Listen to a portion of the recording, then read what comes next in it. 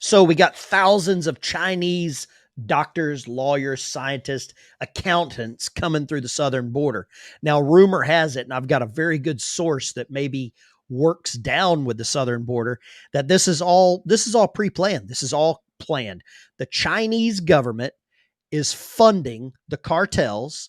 The cartels, in exchange for weapons, vitamin F, and training from the Chinese military, are then helping these Chinese doctors, lawyers, CPAs, accountants across the border so that they can come over and make the community better. Obviously, get rid of all the in the neighborhood and open up some great restaurants. That's exactly what's going on with the Chinese that are coming over. I will give you the rest of my time. Love to hear what you have to say. One thing I've noticed, Ben, and this is a shocking example, but when you see the stunning and brave Yemenis doctors coming over, they don't seem to fly from Yemen to a closer spot to Beijing. They're not flying there. They're flying to Mexico City and then getting ferried up an air conditioned bus to the border. So that's a head scratcher since we have a racist country, number one. But number two, we're bringing these people in. We don't know who they are. We can't catch them. Once we do catch, they cost us more money. We're ferrying them in triple X underwear, 90-inch TVs, yoga class, Tai Chi. But yet, and here's the kicker. Here's really what gets me.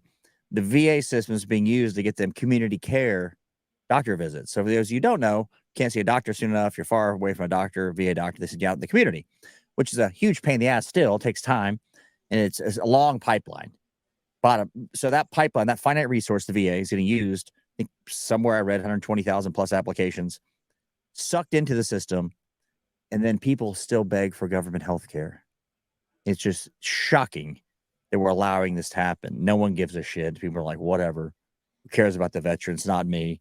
It affects all of you. You walk in that ER, you can't get. I've ranted about this before. But when you see it nonstop, and it gets no traction on the news, nobody cares. At some point, you will care. That's all I have to say about it, because now it's all men from all over the world, most of which is not Mexico or South America. It's a problem that's not going away. Until you secure the border, figure out the price of the energy price, we are doomed very quick. That's all I got. I think you're assuming their gender. I think you're assuming the I, gender of some of these guys, gals, girls, troons, mushrooms coming across, because they can identify I mean, they obviously don't have passports, or that would nail down their gender. But I think some people are starting to wake up, and it's only because some of the free shit that they used to get's getting taken away.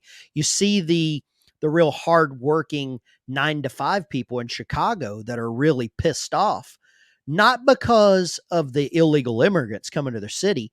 They're more angry that the mayor of Chicago is giving someone else the free shit. It's not that they're angry about them coming in. It's just like, you're getting my stuff. You're of getting course, yeah. you're getting what I deserve. You're getting my reparations. And that's what it seems like. These are reparations being paid to all these, Chinese, Senegalese, Niger, Morocco immigrants that are coming through the southern border. We're in turn paying them with reparations. We're putting them up in nice hotels. We're kicking veterans out. We're giving them VA health care.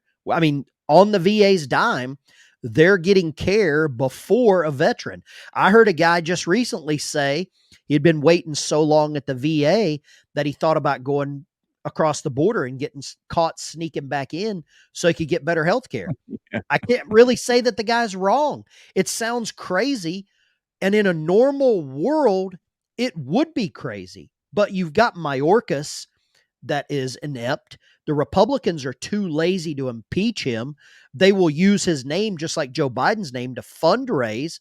You've got your favorite, Marjorie Taylor Greene, Lauren Boebert. She's in a movie theater getting felt up. I mean, what's going on? They talk a good game, but when push comes to shove, they don't do anything. They're more worried about some distraction politics. And I think one of the reasons that everybody is going after Elon Musk, it's probably the only platform, X, Twitter, whatever you want to call it, where we're seeing real people report on what's going on. And that is the largest detriment to the Democrat Party and to the mainstream news because it's taking away from their narrative. It's putting Joe on the corner as a reporter because he can film exactly what he sees and he shares it. And Elon likes it or Joe Rogan tweets it out, and magically it goes to 18 million people, which is like 17.5 million more than Don Lemon gets on CNN. That's my opinion on what's going on with the border.